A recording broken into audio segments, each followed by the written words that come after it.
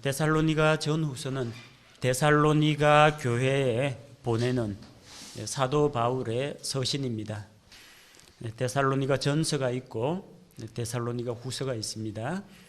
데살로니가 전서가 5장으로 구성되어 있고 데살로니가 후서는 석 장으로 구성되어 있습니다. 그렇게 길지 않은 그런 서신이지만 이 가운데에는 우리 믿는 성도들에 대한 위로와 소망에 대한 말씀이 기록이 되어 있습니다. 대단히 중요한 주제를 다루고 있죠.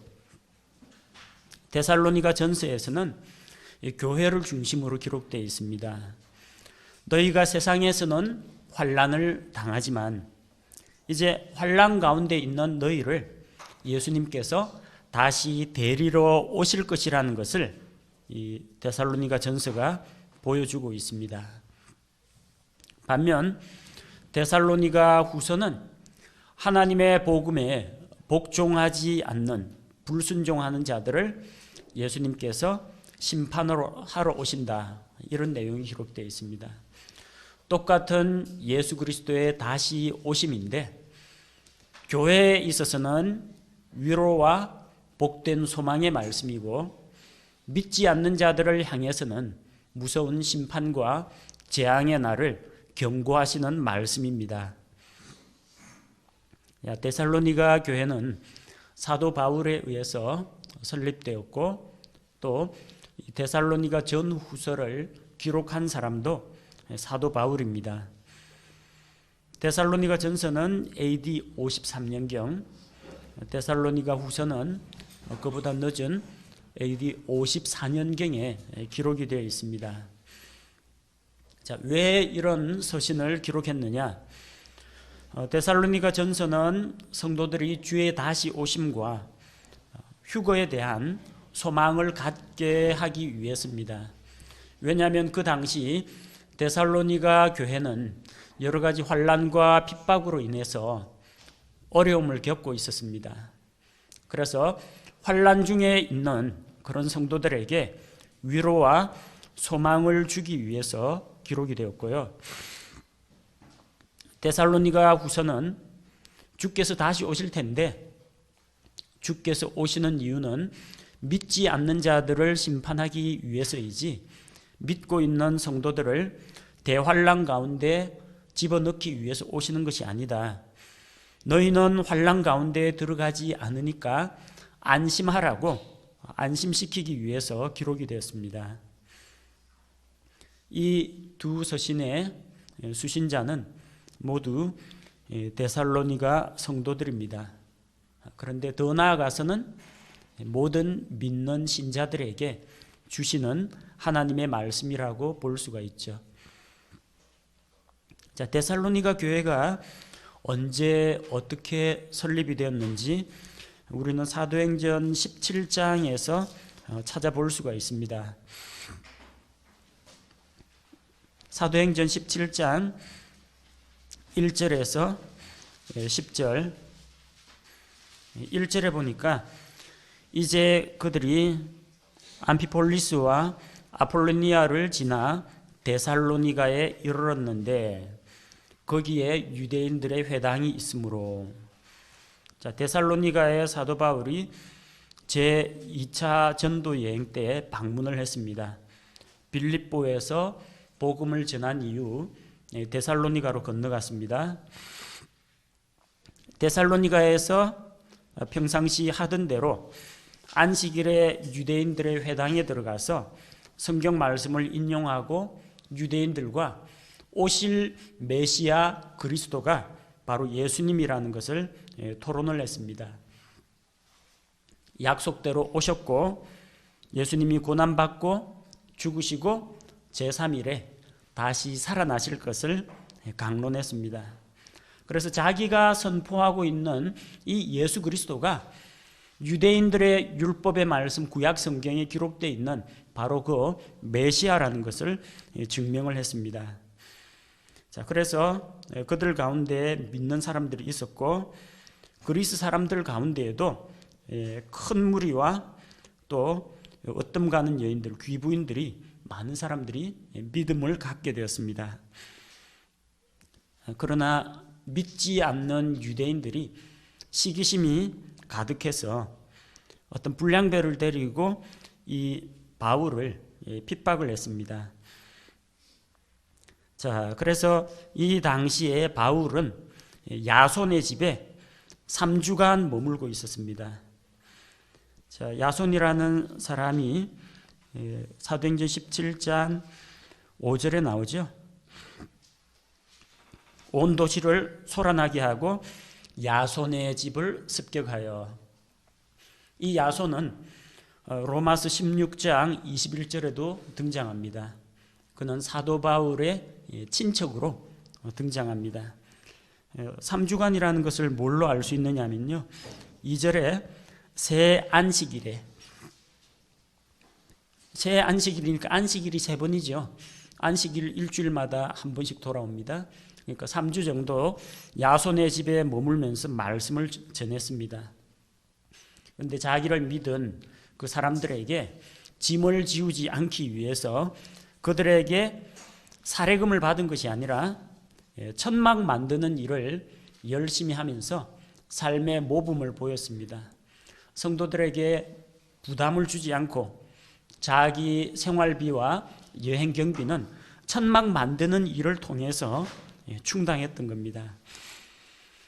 자, 그런데 이 믿지 않는 유대인들이 시기심으로 바울 일행을 핍박하니까 하는 수 없이 베레아로 떠납니다.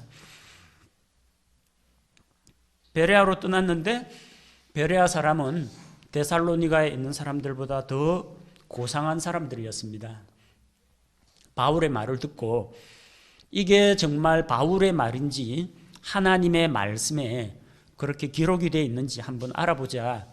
날마다 성경을 그렇게 연구하고 묵상하는 가운데 그 가운데 많은 사람들이 믿었습니다. 비교를 하면 어때요? 데살로니가 사람들이 더 나았어요? 베레아 사람이 더 나았어요? 말씀을 받아들이는 태도는 베레아 사람들이 더 나았어요. 말하자면 데살로니가 사람들은 그 당시 베레아 사람만큼 그렇게 많은 열정이나 의욕이 없었다는 것을 알 수가 있습니다.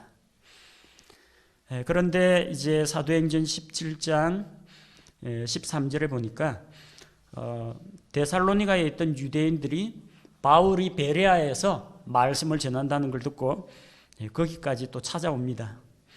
찾아와서 핍박을 합니다. 그러자 형제들이 바울을 다시 떠나보냅니다. 실라와 디모데는 거기 머물러 있고 바울을 안내하던 자들이 바울을 아테네에 데리고 갑니다. 그래서 자기는 아테네로 떠나고요. 데살로니가전서 3장 1절 2절에서도 바울은 아테네로 가 있고 디모데를 데살로니가에 보내가지고 거기에서 사역하도록 합니다. 데살로니가전서 3장 1절과 2절을 보겠습니다. 이러므로 우리가 더 이상 참지 못하여 우리만 아테네에 남는 것을 좋게 생각하고 우리 형제 곧 하나님의 사역자여 그리스도의 복음 안에서 우리의 동료 일꾼인 디모데를 보내었노니 이것은 너희를 굳게 세우고 너희의 믿음에 관해 너희를 위로하여. 바울 일행은 그냥 아테네에 남고 이 데살로니가 교회에 디모데를 보내서 말씀을 전하도록 했습니다. 그리고 나중에 바울은 그 아테네에서 또 소동이 일어나죠. 마로스 언덕에서 바울이 아레오바고로 붙잡혀 가서 아레오바고에서 이방인들을 대상으로 말씀을 선포합니다. 아테네의 온 도시가 우상으로 가득한 것을 보고 마음에 하나님으로부터 온 의로운 분노가 들끓어가지고 열정적으로 복음을 전하고 토론을 했습니다. 근데 그 가운데 믿는 자도 있고 믿지 않는 자도 있는데, 자, 그 아테네에서 이제 떠나서 고린도로 건너갑니다.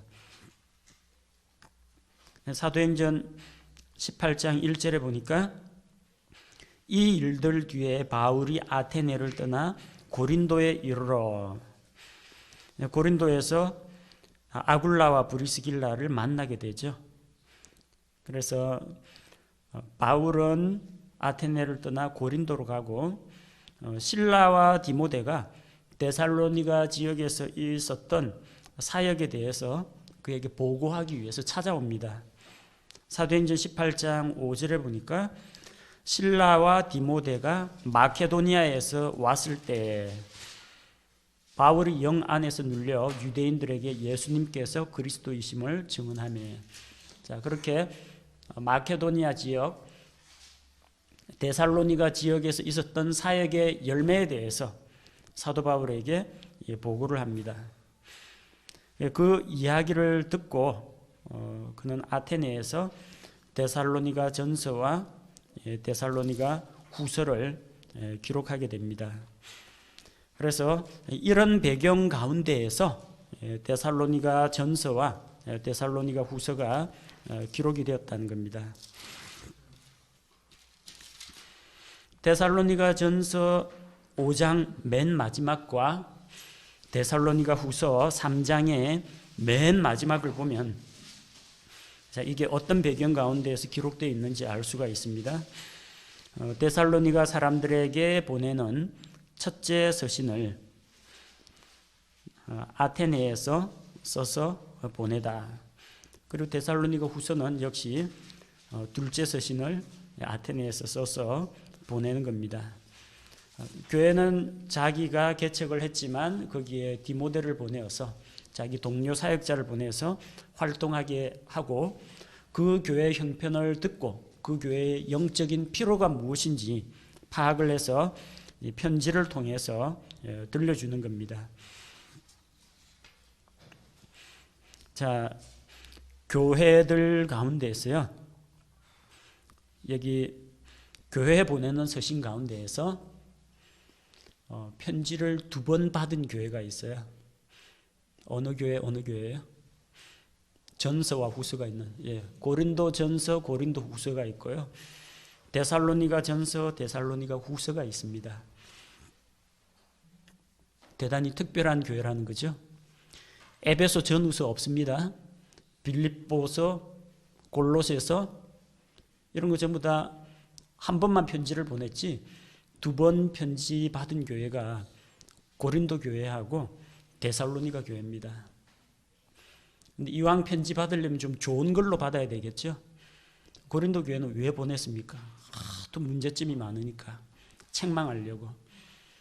2번째 보낸 것은 그들이 이제 회개했느냐 회개하지 않았느냐, 이 사도 바울이 염려하고 걱정이 돼가지고 바울의 간절한 열망과 또 자기의 사도직을 부정하는 그런 사람들을 또 깨우치기 위해서 기록을 했습니다. 반면에 데살로니가 전서, 데살로니가 후서에서는 데살로니가 교인들한테 특별하게 어떤 교리적인 문제로 야단을 치거나 그런 일은 없습니다. 위로와 소망을 심어주고요. 물론 데살로니가 후서에 야단치는 건 있습니다. 교회 안에서 그 자유를 힘입어 가지고 방종하는 자들, 교회 안에서 같이 모든 소유를 나누고 공동생활하고 서로 보살펴 주니까 은근히 거기에 이제 기대 살려는 사람, 자기는 일 안 하고 얻어먹는 사람들이 많아졌다는 거죠. 그래서 누구든지 일하기 싫거든 먹지도 말게 하라, 그렇게 책망을 하죠. 그런 행실이 조금 게으른 그런 사람들이 나타났지, 교리적으로 크게 문제가 되거나 준엄한 책망을 듣는 그런 일은 없는 걸 볼 수 있습니다. 이왕 사도로부터 서신을 받으려면 야단 맞는 서신보다는 위로와 소망과 세워주는 그런 말씀을 듣는 것이 더 복된 일이죠. 데살로니가 교회는 그런 칭찬과 또 격려를 받기에 충분했었다는 겁니다. 자, 그러면 짧은 장이지만 데살로니가 전서가 어떤 식으로 구성되었고 어떤 내용으로 기록이 되었는지를 살펴보겠습니다. 데살로니가 전서 1장에서는 데살로니가 교회의 모범에 대한 그런 칭찬이 나옵니다.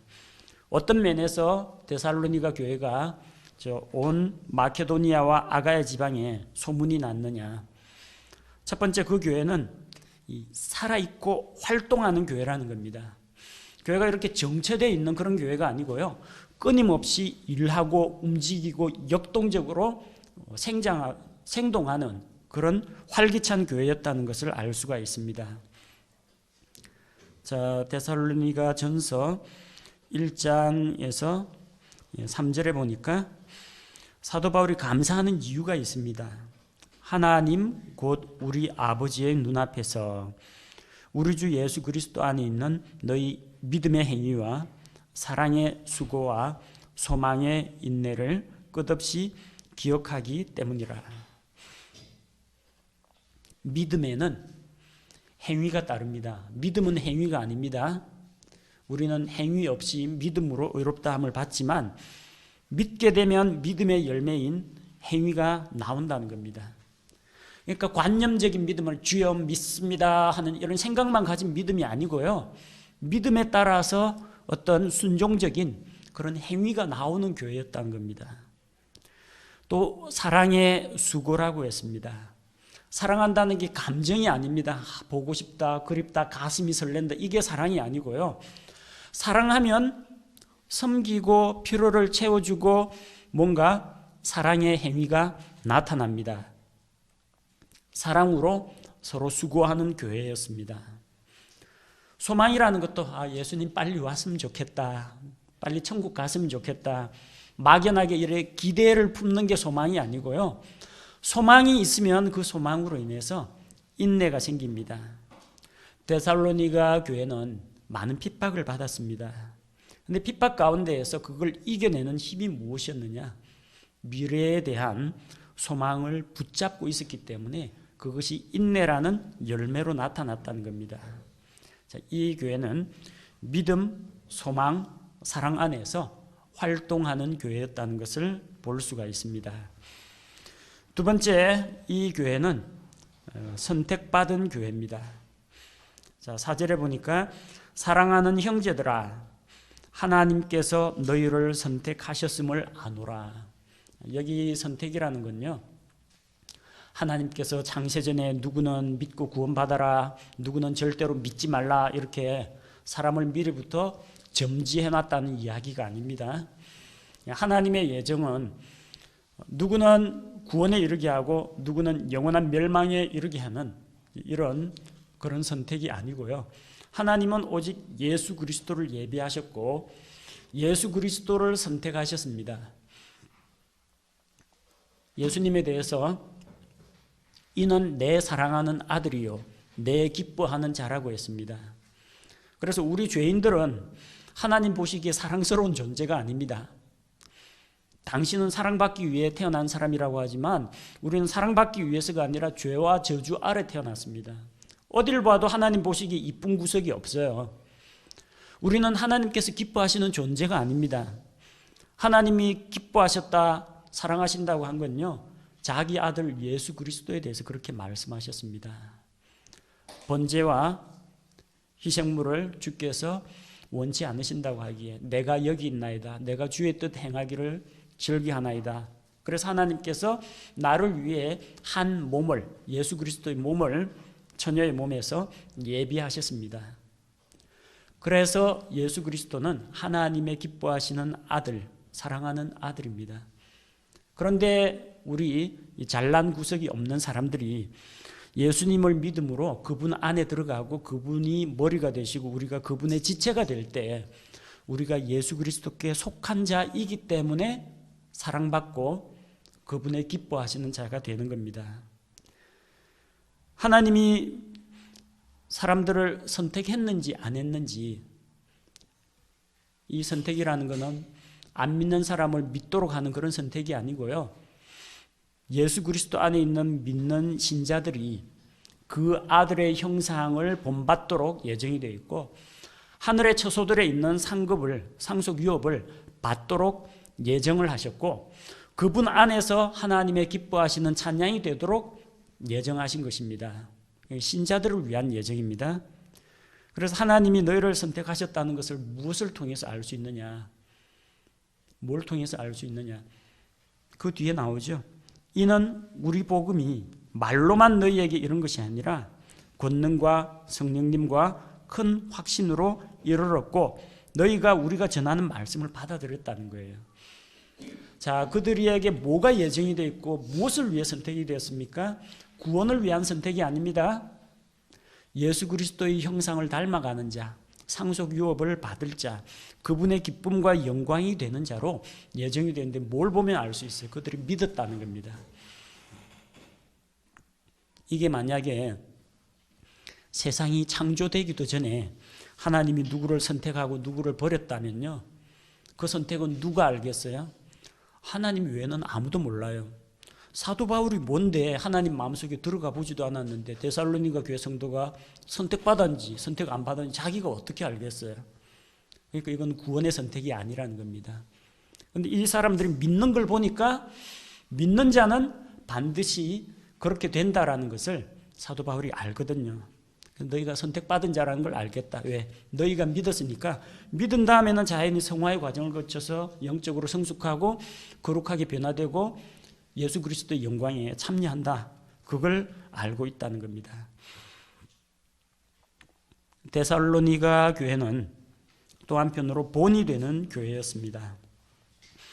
그들은 마케도니아와 아가야에서 믿는 모든 자들의 본이 되었습니다.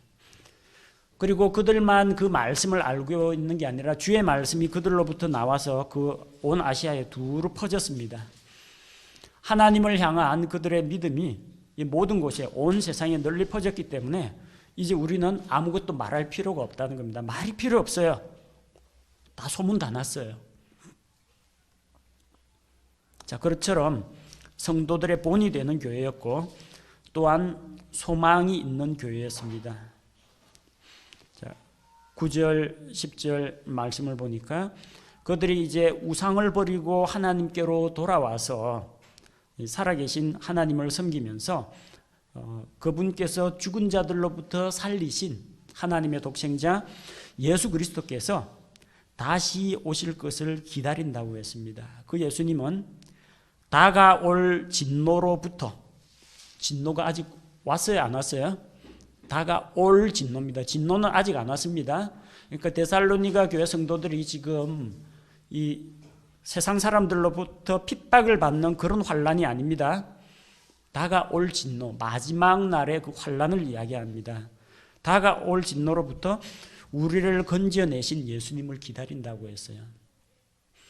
우리를 건져내실 아닙니다. 건져내신. 진노는 마지막 날의 심판은 아직 오지 않았고 올 것인데 그 진노로부터 우리를 이미 건져내신 예수님. 자, 그러니까 데살로니가 교회 성도들을 비롯한 믿는 성도들은 이미 진노로부터 구출이 되었다는 겁니다. 마지막 날에 환란이 오면 환란을 통과하는 가운데에서 그제서야 구해주는 것이 아니고요. 환란은 아직 오지도 않았는데 이미 건져내셨다는 겁니다. 그러니까 다가올 진노에는 믿는 성도들이 들어가지 않는다는 이야기입니다. 가끔 가다 보면 이 목회자들 가운데에서도 신학자들 가운데에서도 믿는 성도들이 마지막 날에 환란을 통과해야 한다. 환란 통과설.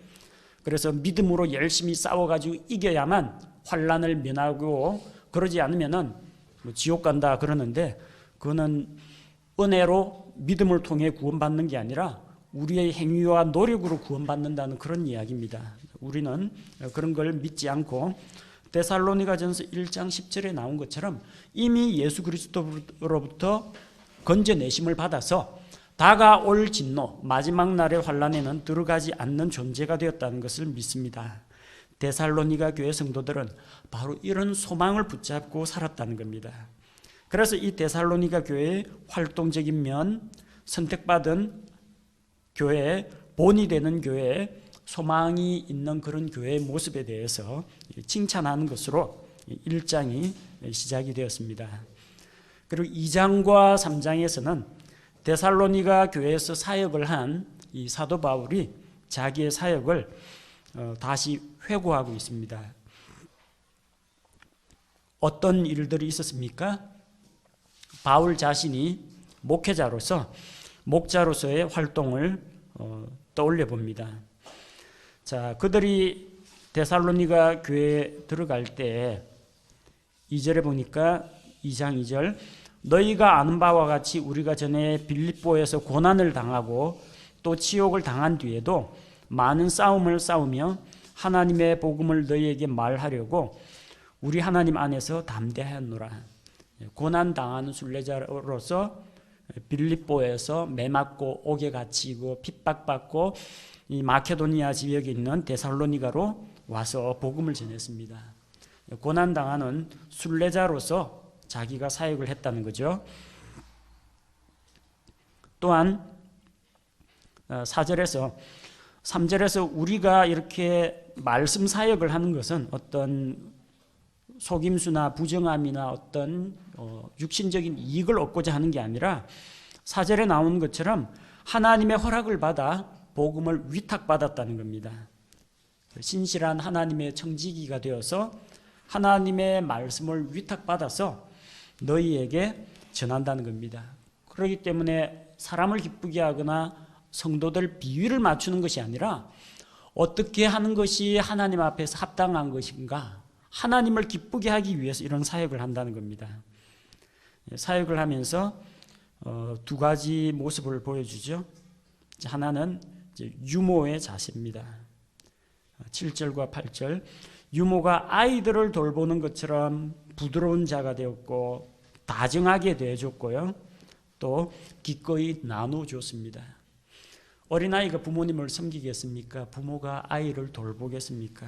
자, 유모의 자세로 부드럽게 대하고 다정하게 대하고 성도들에게 나누어주는 삶을 살았다는 겁니다. 또한 어머니가 아이를 낳는 것처럼 9절에서는 우리의 수고와 해산의 고통을 너희가 기억하나니, 한 생명이 예수 그리스도 안에서 새로운 생명으로 태어나는 것은 성령님의 역사로 한순간에 이루어집니다. 그러나 그렇게 하기까지 복음을 전하고 말씀을 가르치고 그들을 깨우치는 데는 이 말씀 사역자의 활동이 있다는 겁니다. 그들이 믿지 않을 때, 말씀을 깨닫지 못할 때 얼마나 답답하고 안타깝겠습니까? 그런 영적인 갈증을 가지고 해산하는 고통을 겪었다는 겁니다. 또한 그들은 그 가운데에서 성도들을 위해서 모범적인 삶을 살았습니다. 10절에 믿는 너희 가운데서 우리가 얼마나 거룩하고 옳고 흠없이 처신하였는지에 대해는 너희가 증인이요 하나님도 그러하시다. 우리가 얼마나 거룩한 삶을 살았는가, 영적인 삶에 있어서 얼마나 올바른 삶을 살았는가, 사회적으로 우리가 얼마나 흠없이 개인적인 윤리 도덕 측면에서 흠없이 사역했는가 하나님도 아시고 너희도 알고 있다는 겁니다. 그래서 우리가 한편으로는 유모의 자세로 너희를 가르쳤고 다른 한편으로는 아버지의 자세로 권면하고 위로하고 명령을 했다는 겁니다. 또 한편 17절에서는 그러나 형제들아 우리가 얼굴로 잠시 너희를 떠났으나 마음으로는 떠나지 아니하였고 너희 얼굴 보기를 크게 원하였다. 보고 싶어하는 형제로 대했다는 겁니다. 나는 목회자, 너희는 성도, 이렇게 금을 그어 놓지 않고 보고 싶어하는 형제로 나타났습니다. 또한 19절에서 그는 소망을 갖고 있는 구령자였습니다. 예수 그리스도 오실 때에 그리스도 안에서 그분 앞에서 우리의 기쁨이나 환희의 관이 무엇이냐, 바로 너희가 아니냐. 예수님 앞에서 우리 다시 만날 것이고 그때가 정말 우리가 함께 기쁨을 나눌 수 있는, 주님 앞에서 칭찬받고 인정받는 그런 때라는 겁니다. 그래서 주님 오심에 대한 그런 소망을 가지고 있었고, 자, 3장 1절에서 5절에서는 이 선교 감독자로서 등장하고 있습니다. 흔들리지 말라. 너희 믿음을 시험하는 자들이 있고 또 떨어뜨리려고 하는 자들이 있는데 너희가 우리의 수고를 헛되이 만들지 않도록 해서 우리가 동료 일꾼 디모데를 보낸다는 겁니다. 한번 복음 전하고 이제 끝났다 그렇게 보지 않고 끝까지 교회를 돌아보고 감독하는 그런 모습을 보여주고, 3장 7절에서 13절에서는 기도 가운데 그들에 대해서 하나님께 간절히 구하는 가운데에서 그들이 예수 그리스도 안에서 굳게 서고 더 사랑하고 많이 베풀고 지금 하는 것처럼 할 수 있도록 예수 그리스도 나타나실 때 그분 앞에서 거룩하고 흠이 없도록 하나님께서 세워주시기를 기대하고 있습니다. 자, 사도 바울이 이런 사역을 데살로니가에서 감당했다면 그 목자의 삶에 걸맞는 그 양들, 성도들의 반응은 어땠습니까? 그들은 고난 중에 진리의 말씀을 받아들였습니다. 자, 13절 말씀을 보니까 자, 끊임없이 사도 바울이 감사하는 이유가 무엇이냐면 너희가 우리에게서 들은 하나님의 말씀을 받을 때 그것을 사람들의 말로 받지 아니하고 하나님의 말씀으로 받았고 그 말씀이 너희 안에서 효력 있게 역사하게 되었다는 겁니다. 당시 성경은 구약 성경이 있었지 신약 성경은 이렇게 책으로 안 나왔습니다.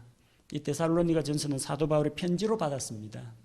사도 바울이 복음을 전하는 외치는 그 말은 하나님으로부터 받은 그 복음의 말씀을 전달한 것이지 이 성경으로 나온 것이 아닙니다. 그럼에도 불구하고 데살로니가 성도들은 사도 바울이 하는 말을 사람의 말로 받지 아니하고 하나님의 말씀으로 받았다는 겁니다. 이 기독교 종교회의가 정경이 무엇인지 결정하지 않았습니다. 사도 바울의 입을 통해서 하나님의 말씀이 선포되었을 그때부터 성도들은 깨달았다는 겁니다. 이것은 사람의 말이 아니라 하나님께서 사도를 통해서 우리에게 주시는 그분의 말씀이라는 것을 알았다는 겁니다. 자, 그렇게 말씀을 받아들이니까 변화가 일어납니다. 그 말씀이 믿는 너희 안에서 효력 있게 일하신다는 겁니다. 몇 년간 몇십 년간 교회 다녀도 변화가 안 되는 사람이 있어요. 목사님이 세상 철학 강론하는 줄로 알고 오면은 듣기 좋은 덕담이나 훈계하는 줄로 알고 들으면 삶의 변화가 없습니다. 이게 하나님의 말씀이라는 확신이 있어야만 성도들의 삶이 변화가 됩니다. 바울이 그들을 그렇게 유모로서 아버지로서 형제로서 사랑할 때 그들 역시 데살로니가전서 3장 6절처럼 너희도 우리를 간절히 보고자 한다는 소식을 들었다. 성도들도 그 사랑과 그들의 수고에 대해서 화답해 주는 것을 볼 수가 있습니다. 자, 그러나 이 교회 안에는 또한 사탄의 활동도 나타납니다. 사탄은 믿지 않는 유대인들을 통해서 주 예수님과 대언자들을 죽이게 했고요. 또 사도 바울 일행을 핍박했습니다. 하나님을 기쁘게 하지 아니하고 그들은 모든 사람을 반대했습니다. 자기들만 구원 안 받은 게 아니라 앞으로 구원받게 될 이방인들이 구원받지 못하도록 말씀을 듣지 못하도록 회방을 놓았습니다. 그래서 그들은 나중에 하나님 앞에서 심판을 받게 될 것입니다.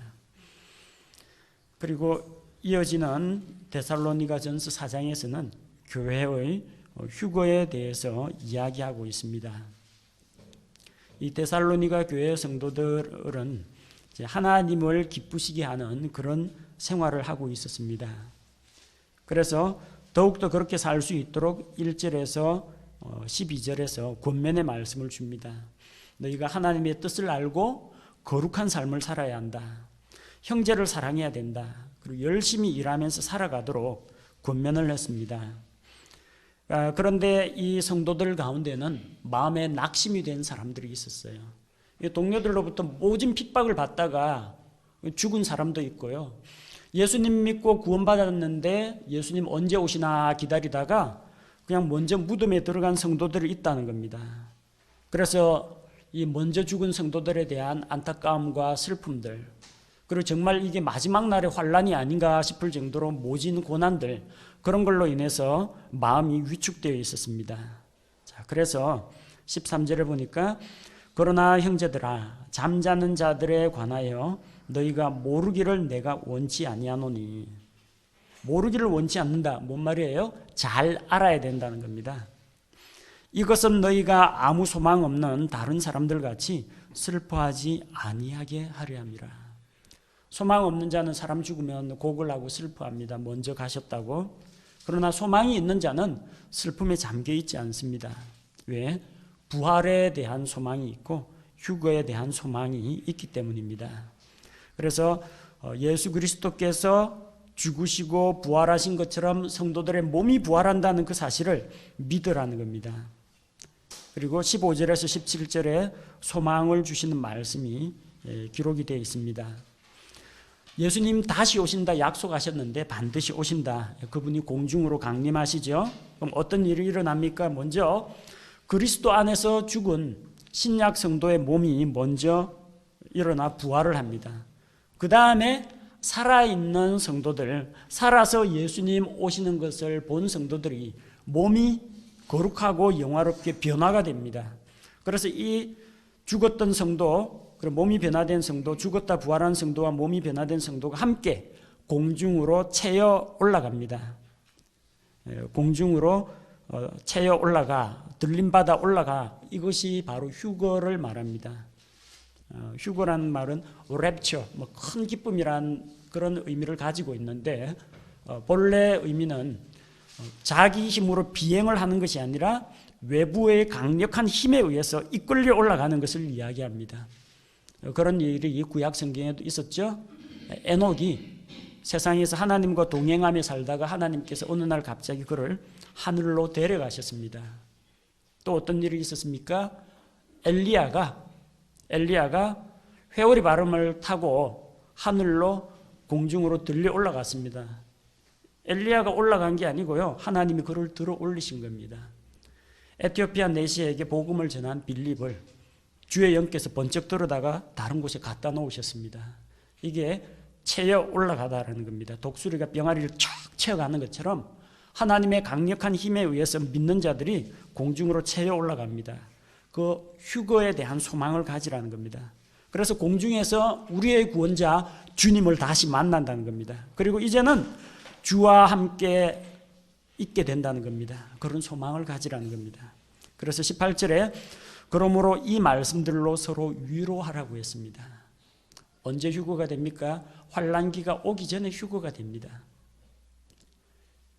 교회가 휴거가 되고 나면은 이 땅에는 무시무시한 7년간의 대환란이 일어납니다. 우리는 환란 전에 공중으로 들림받아 올라가기 때문에 안심하라는 이야기입니다. 이게 만약에 예수님 오시면 무시무시한 7년 환란 시작하고 환란을 겪어야만 공중으로 들림받아 올라간다. 그럼 18절이 필요가 없죠.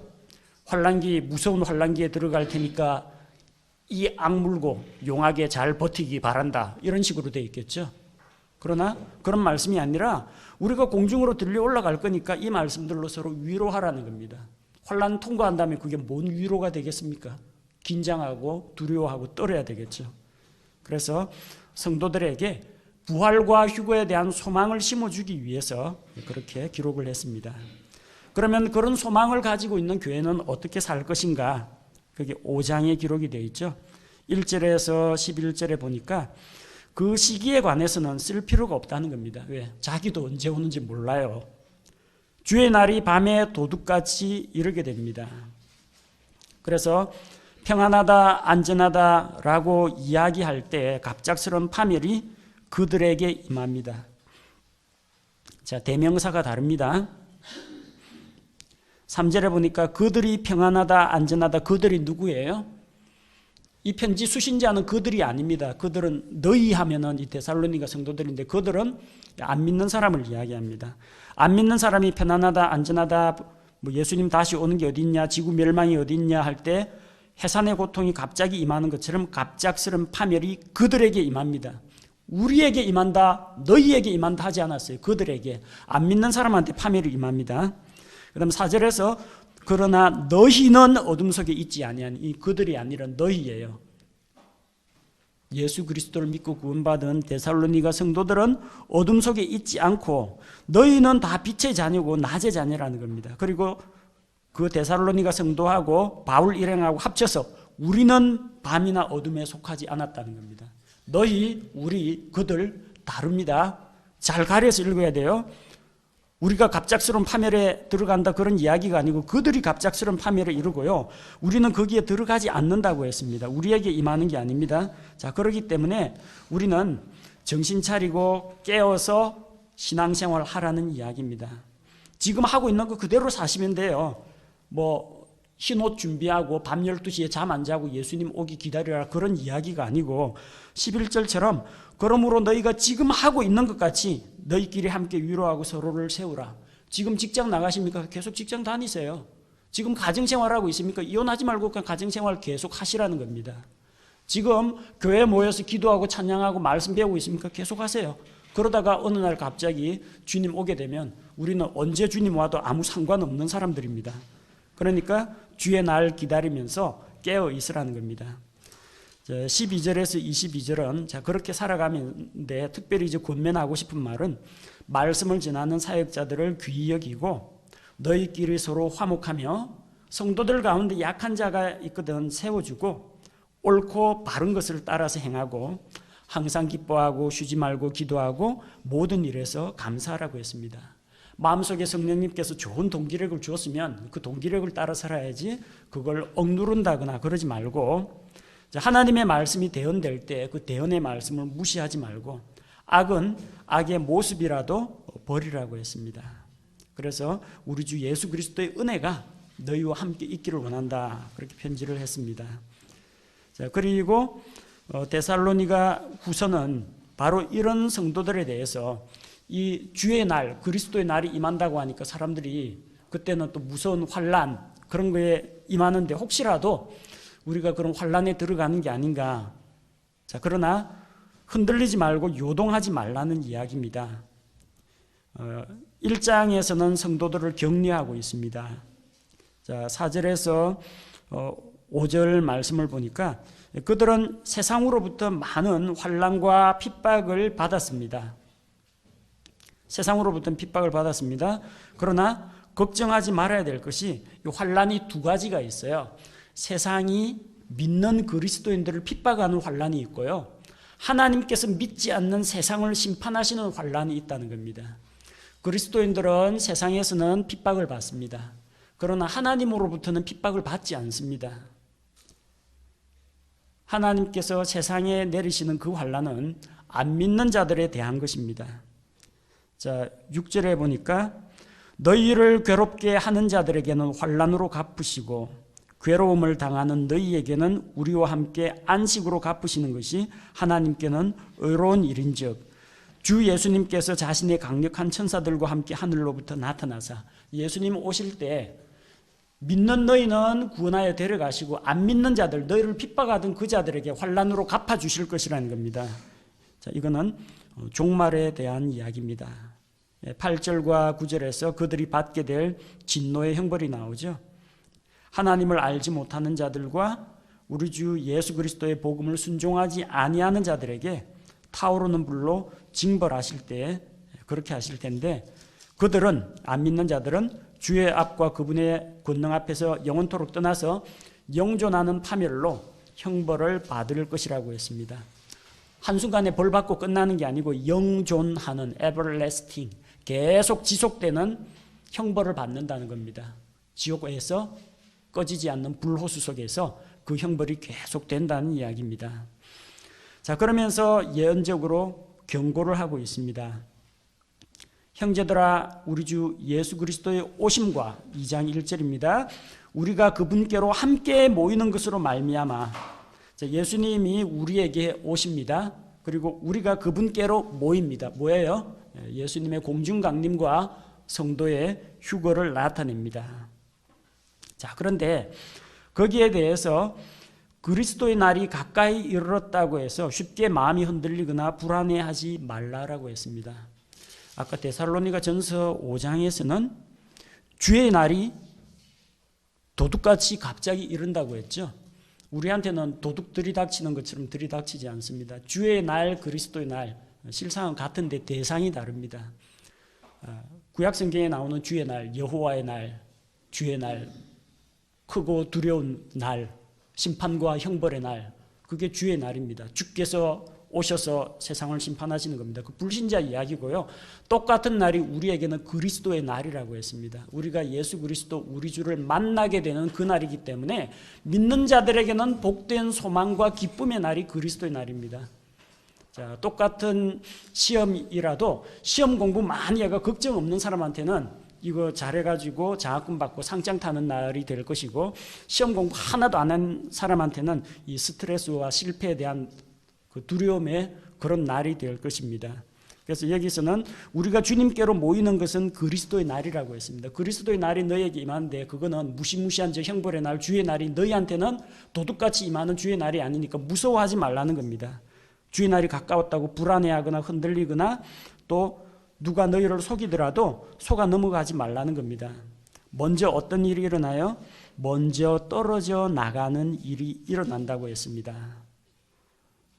떨어져 나가는 일이 일어난다.